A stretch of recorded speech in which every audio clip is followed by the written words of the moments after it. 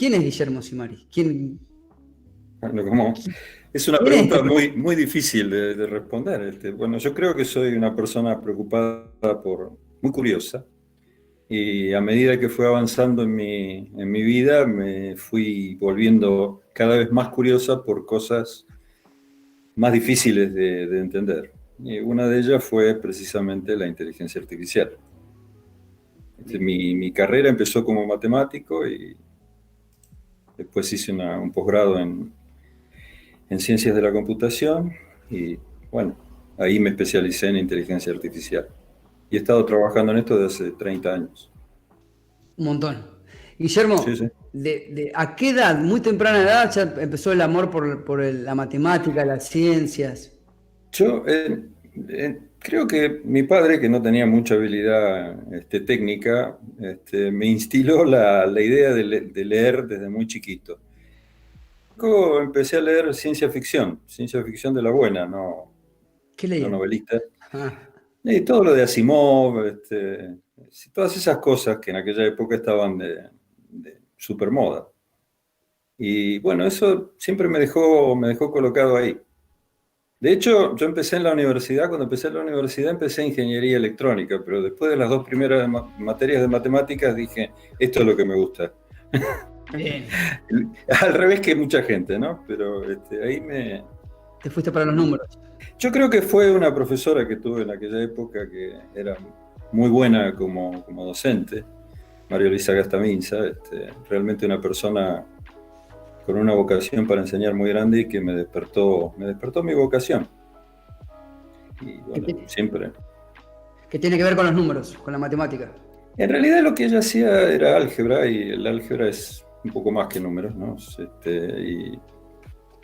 Y eso me fascinó, siempre me fascinó. Todavía hoy, a pesar de que evolucioné a una disciplina un poco diferente, lo que hago yo es lógica, que es básicamente matemática. Qué bueno. Ahora voy a presentar. Dicen que la matemática es el lenguaje de lo divino, ¿no? Puede ser, Dicen es eso. algo que es una buena hipótesis. La matemática es precisa en cómo habla. A lo mejor puede ser no precisa en cómo refleja la realidad a veces, pero es por error nuestro, no por error de la disciplina. Bueno, yo voy a hacer la presentación formal. El invitado del día se llama Guillermo Simari, es especialista en ciencias de la computación, licenciado en matemática, doctor en ciencias, investigador y catedrático en la Universidad de Washington, en la Universidad Nacional del Sur, ¿sí? Y director de Lidia, que después vamos a contar qué es. Le iba a decir qué es, Laboratorio de Sarasa, pero mejor que sea una de las preguntas que vos nos cuentes qué es Lidia, ¿sí? Ahí te presento parte del equipo. Marcos está del otro lado y Facu se estaba por unir, que son los dos facilitadores del laboratorio de multimedia. Ahí está, Facu. Uh-huh. Y Marco, que va a estar en la voz, ¿no? ¿Marcos, o vas a poner una cámara? Yo estoy. No, tengo unos temitas con la cámara, pero... A ver. Bueno, no importa, vamos a hablar ahí con los chicos. Es re parecido al tío este chico, ¿eh? Sí, ¿no? Somos todos medio parecidos. Es re parecido al tío. Por los bigotitos. Bueno, ahí está, Facu, le presento a Guillermo, y Marcos también, te vuelvo a presentar a Guillermo. Encantado. Un gusto, Guillermo. ¿Cómo andás, Facu? ¿Bien? Está medio congelado, me parece. Facu, estás muteado, yo no te escucho. Ahí no te escucho. ¿Vos lo escuchás, Marco, o no? No. Esto es fascinante, son un sketch de televisión con lo que pasa en esta llamada. ¿Viste? No hay que ponerse nervioso, no hay que ponerse nervioso. No, para nada. Lo peor es que hicimos una prueba antes. Sí, para sí. que estas cosas no sucedan. Con Facu no lo hicimos. Bueno, entonces agarro yo. Acá hicimos un ping-pong en la semana. Pero bueno, arranquemos de cero para una persona que está viendo del otro lado. Nos consumen muchos padres del otro lado, ¿no? Entre 25 y 45 años, además de niños. Y vamos a ver con la pregunta número 1, creo, top 1. ¿Qué es inteligencia artificial? Y si tenés alguna definición simple para este concepto. Yo te doy una definición bien simple. Casualmente hoy es el día del cumpleaños del que inventó el término. ¿En serio? Sí, John McCarthy inventó el término inteligencia artificial, inmediatamente se arrepintió, pero ya era tarde. Es decir, se le había escapado de la mano. Él de lo que quería hablar era hacer computadoras más inteligentes. Es decir, cuando habla de artificial, es artificial por medio de una computadora.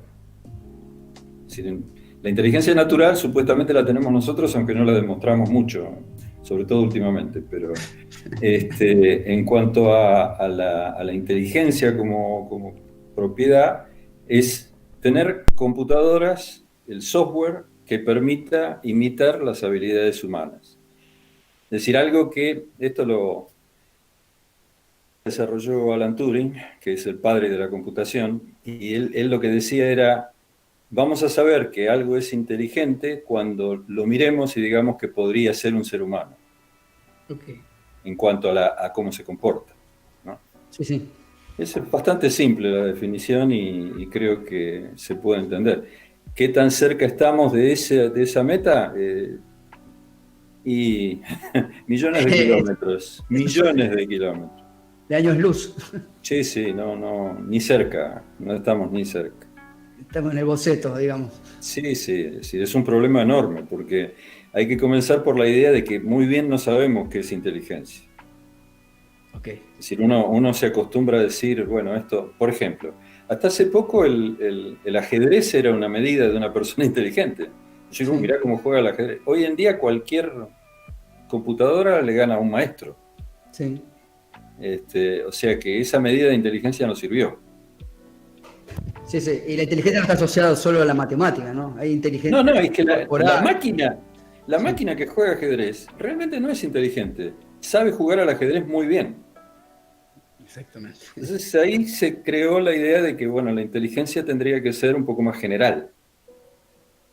Hay otras propiedades de la inteligencia, como por ejemplo poder adaptarse al entorno.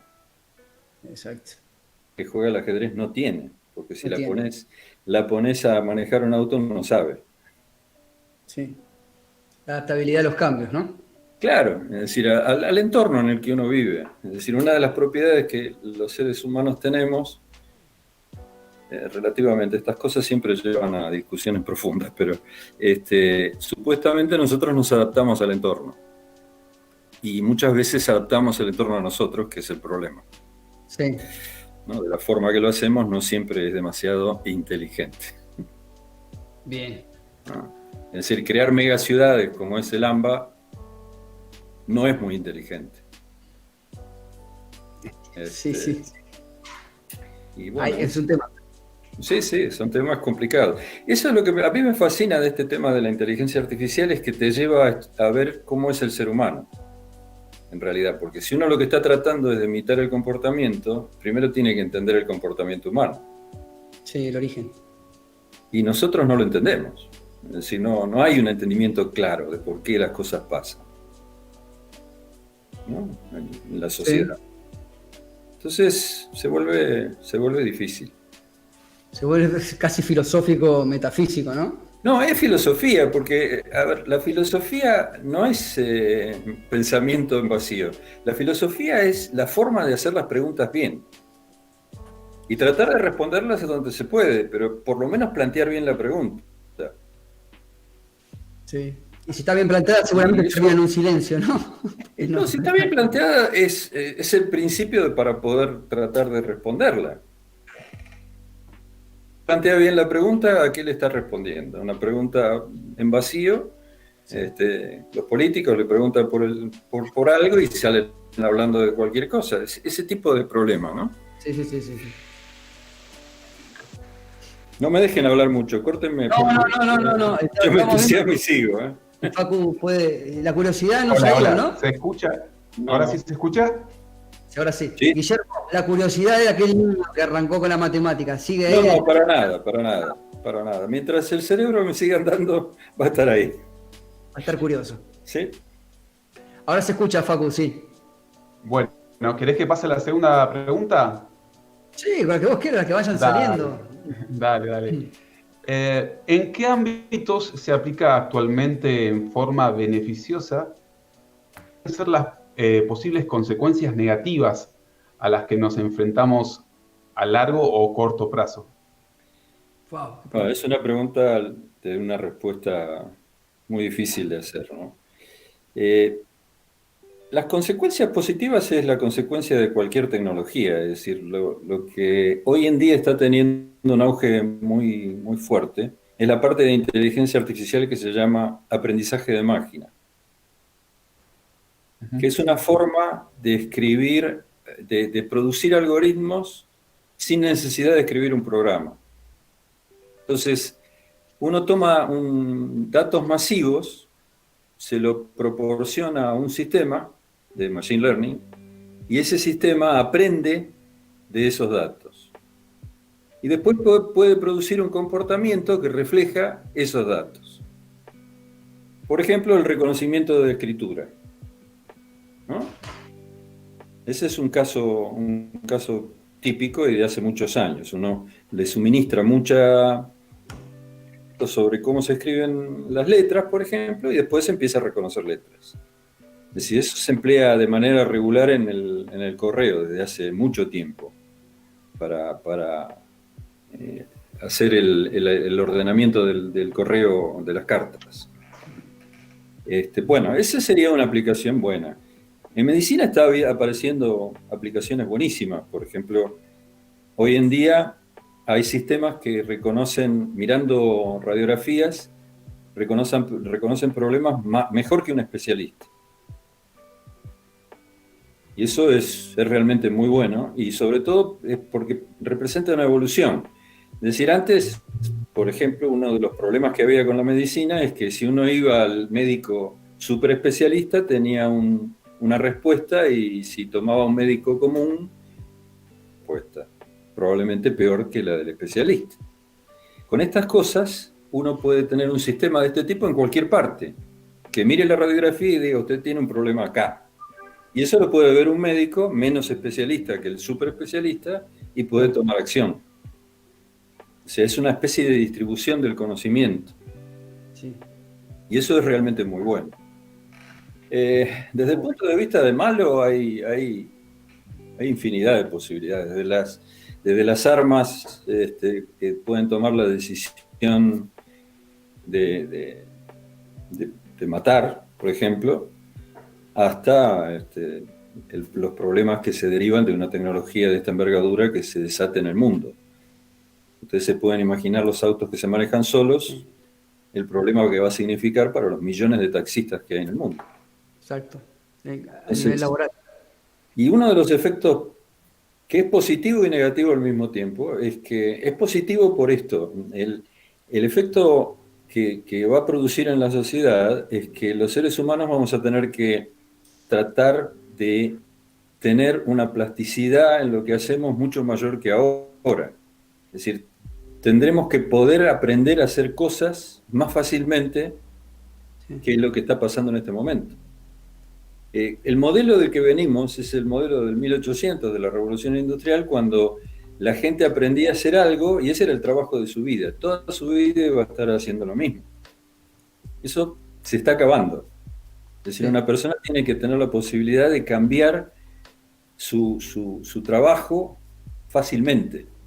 Eso es muy bueno, porque en lugar de hacer cosas repetitivas, uno va a tener que ser más creativo y va a tener un estímulo mental mucho mayor. Una tarea repetitiva toda su vida, vendiendo 8 horas de su tiempo para poder sobrevivir, básicamente. En cambio, el trabajo puede llegar a ser un poco lo que fue para algunos de nosotros que tuvimos la suerte de estar haciendo siempre lo que nos gusta, que no son muchos.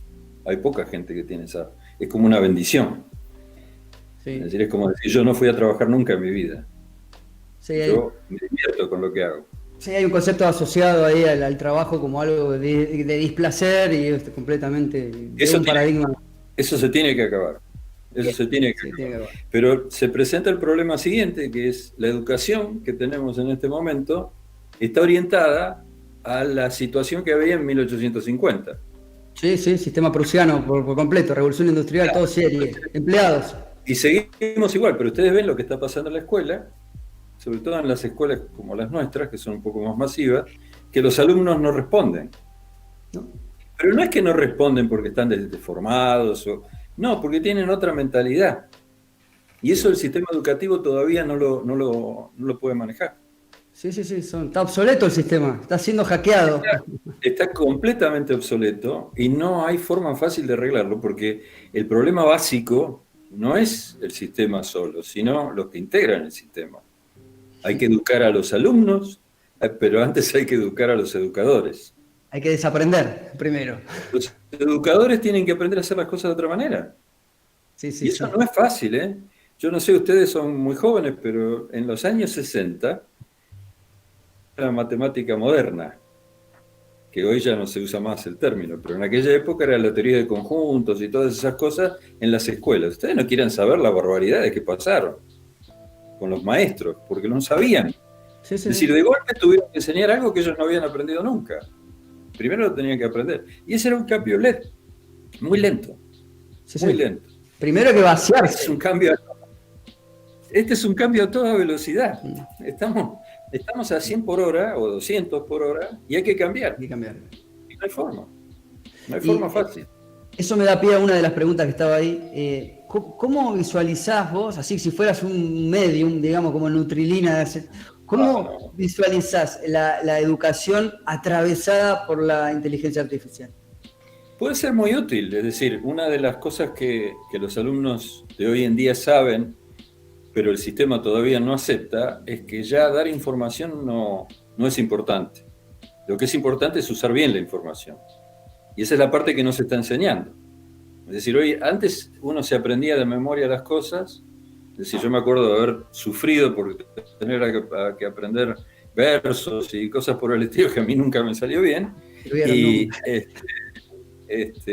hoy eso ya no tiene mucho sentido. Tiene mucho más sentido leer un verso y tratar de entenderlo, ¿no? Es decir, yo creo que hará 20 años que entendí por qué la poesía es importante. Uno de los problemas era el rechazo que me generó el tener que aprenderlo de memoria, ¿no?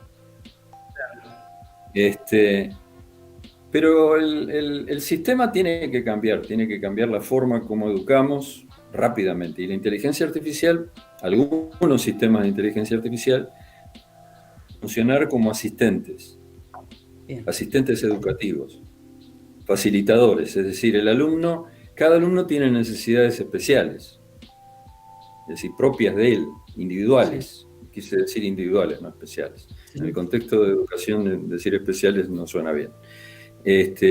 Son necesidades propias, individuales del individuo. Entonces, lo que tiene que pasar es que estos sistemas de apoyo lo alimenten con lo que necesita. Uno de los problemas graves que hay en la escuela desde siempre es la diferencia entre el alumno A y el alumno B, que aprende muy rápido uno y el otro le cuesta un poco más. No porque tenga menos inteligencia, sino porque su estructura mental es diferente. Exacto. Entonces, el que aprende rápido tiene que seguir al paso del que le cuesta un poco más. Y esto puede cambiar, ¿no? Hoy le toca a uno, mañana le toca al otro, pero la diferencia de velocidad en el aprendizaje es gravísima, porque siempre hay alguno aburrido en el curso y es el que hace lío. Sí, sí, pasa en cambio, con la educación, personalizada de manera no en el sentido de que tengo mi maestro humano para que me enseñe, sino tengo sistema recomendador que me puede ayudar a educarme a mi paso. Entonces, a tu uso horario, se adapta a tu uso horario. Al horario, pero más que al horario, a mi velocidad de aprendizaje. Sí, en ese sentido. Y a mi forma de aprender, sobre todo a mi forma de aprender. Algunos aprenden de una manera, otros aprenden de otra. No todo el mundo aprende de la misma manera. Es decir, algunos tienen habilidades más para ciertos temas, otros tienen habilidades para otros temas. Es una forma que todavía no se sabe por qué. ¿Por qué pasan estas cosas? El cerebro todavía no se entiende bien. Todo este asunto del izquierdo y el derecho, el hemisferio derecho e izquierdo fue una construcción, no es algo que sea real. Es decir, no es real que el cerebro esté dividido y que uno tenga más desarrollada una parte que otra. No, el cerebro se desarrolla de manera diferente, pero no se puede ubicar fácilmente por qué. Facu, ¿vos tenías alguna otra pregunta para Guille ahí? Si nos puede contar rápidamente o como él quiera, cómo se está trabajando en Bahía Blanca puntualmente el tema de la inteligencia artificial, si se está desarrollando algo, si está... Nuestro instituto... Entra Lidia, me parece. El Lidia fue un laboratorio es un laboratorio. Yo ya no soy más el director. Yo dejé el puesto a uno de los investigadores más jóvenes. No es bueno quedarse siempre en el mismo lugar. Bueno, nosotros tenemos... Qué gran acto ese. No, es lo natural. Uno no puede quedarse siempre en el mismo lugar. El director actual es Alejandro García, que es un profesor de la universidad y es investigador del CONICET. Nosotros tenemos un instituto de CONICET, el Instituto de Ciencias e Ingeniería de la Computación, que tiene, son 40 y pico de personas, entre personal de apoyo e investigadores, que es parte de la universidad y tiene codependencia del CONICET. Los investigadores son investigadores del CONICET de muy alto nivel y hay un grupo muy grande de gente que trabaja en inteligencia artificial, que desarrolla tareas en esto desde hace muchos años. Algunos han sido alumnos míos, otros no. Y hay gente que se ha graduado afuera, tenemos gente que ha estado en el exterior trabajando, gente que ha venido desde Indiana, otros vinieron desde Canadá, tenemos gente que vino de Oxford. Es decir, hay un equipo de trabajo muy importante. Es uno de los lugares más importantes del país en la inteligencia artificial. Wow. Donde más gente hay. Y vamos creciendo de a poco. Es decir, hemos tenido periodos muy buenos donde mucha gente pudo ingresar a CONICET y periodos más malos donde fue mucho más difícil. Pero se sigue y seguimos trabajando y vamos muy bien. Bueno, Marquito, ¿vos tenés alguna pregunta también para compartir con Guillermo? ¿Te venga a la mente? A ver si se escucha ahí. Se te escucha y se te ve, Cusó. Se te ve. No, creo que ya más o menos abordaron todas las cosas que se me venían a la mente. Por ahí recordar un debate que habíamos tenido antes de la cuarentena, no sé si te acordás, Facu, ahí en el laboratorio, donde nos preguntábamos, yo me preguntaba más que nada, ¿qué pasaría, o sea, si una inteligencia artificial podría realmente quitarme, ¿no?, el trabajo, cuando mi trabajo tiene una cuestión más artística y más humana? Entonces me acuerdo ahí que estaba Richard, que es otro compañero del laboratorio, y me decía, mira, ahora agarramos una red neuronal, le hacemos aprender, no sé, 150.000 obras de arte y más o menos le hacemos entender cómo funcionarían en estos entornos y ya está, o sea, tu rol está ocupado. Entonces... la postura era como, che, bueno, ¿y ahora qué onda? ¿Qué onda con las personas que se dedican al arte? O sea, no existe más ese paradigma, o sea, ese paradigma de artista como ser humano que le agrega valor a la obra, ¿no? Bueno, y ahí me venían planteos de, bueno, che, esto ya pasó antes, ya pasó con la invención de la imprenta, con la revolución industrial, personas que se dedicaban a hacer algo y que fueron suplantadas de alguna manera por la tecnología, digamos. Nada, eso, ¿qué te parece a vos en la parte artística? No sé si tenés una parte artística desarrollada, si en una de esas sos guitarrista y no lo sabemos. No, lamentablemente no, es decir, nunca pude aprender a tocar ningún instrumento. Parece que es un problema de la gente que estudia matemáticas, pero a pesar de que los cerebros son parecidos, dicen, la forma como trabajan. Pero aprecio muchísimo el arte, es decir, realmente a medida que fueron pasando los años me di cuenta de que cosas que son difíciles de entender de otra manera que no son a través del arte. Es cierto que hoy en día se podría producir un Rembrandt hoy, nuevo, Es decir, uno podría poner, si el especialista no tiene acceso a pruebas químicas para ver cuándo estuvo pintado, probablemente tendría dudas de si lo hizo o no lo hizo.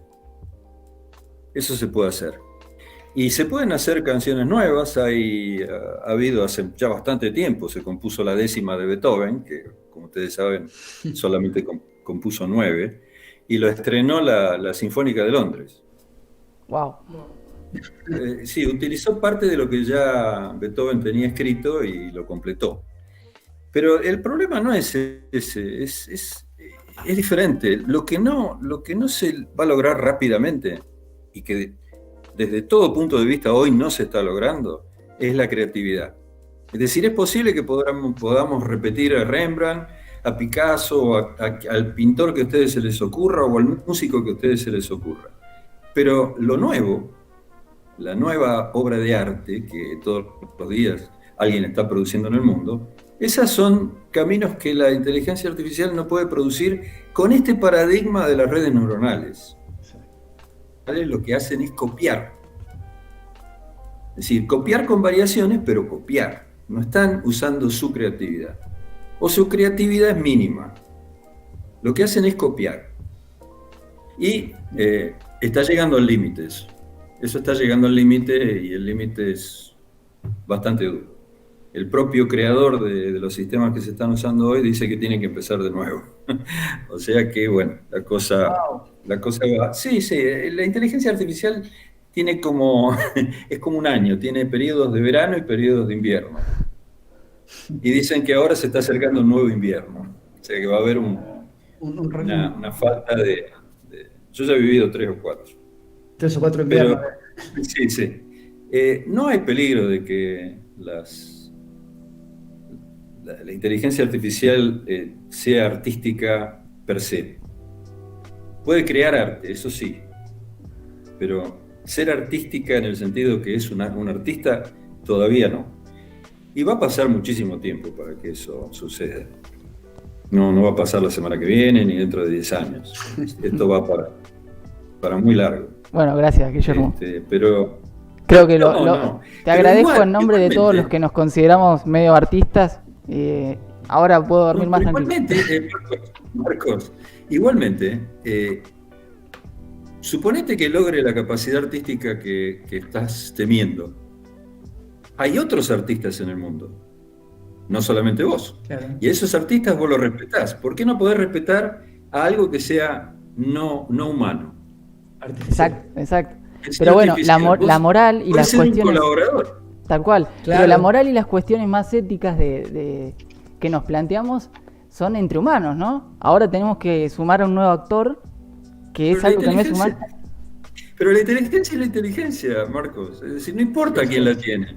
Imagínate que apareciera un chimpancé que pudiera pintar con la categoría de un pintor fantástico o tocar el piano de manera espectacular.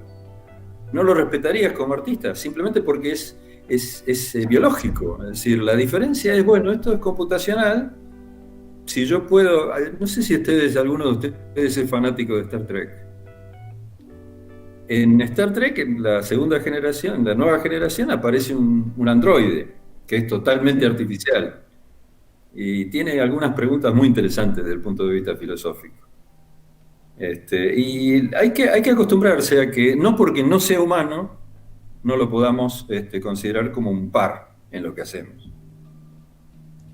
Interesante. Bueno, mira, justamente lo que viene después de esta charla, que los chicos, los adolescentes van a charlar, tiene que ver con la creatividad, si es inherente o no al ser humano. Así que vamos a hablar después de este bloque, los chicos van a debatir ahí un rato sobre la creatividad. En esas discusiones hay que distinguir mucho lo que uno cree de lo que puede ser. Exactamente, hay que estar abierto a eso. Sí, claro. Bueno, yo quiero agradecerle a Guillermo por tu tiempo, Guillermo. Muchísimas gracias. A mí me parece que da para un capítulo 2, episodio 2, episodio 3, tipo Star Wars o cualquier otra cosa. Cuando quieras. Bien, gracias por haberte conectado ahí. Ya estamos medio... Facu, gracias, Guillermo. No, por diseñó nada. las preguntas junto a Ricardo también, le mandamos un saludo a Richard también. Y Marcos fue la primera vez que expone su cara al aire, así que bueno, Todo un honor. Todo un honor. Así que, Guillermo, mil gracias. Ojalá nos volvamos a encontrar acá. La pasamos re Cuando bien. quieran, cuando quieran.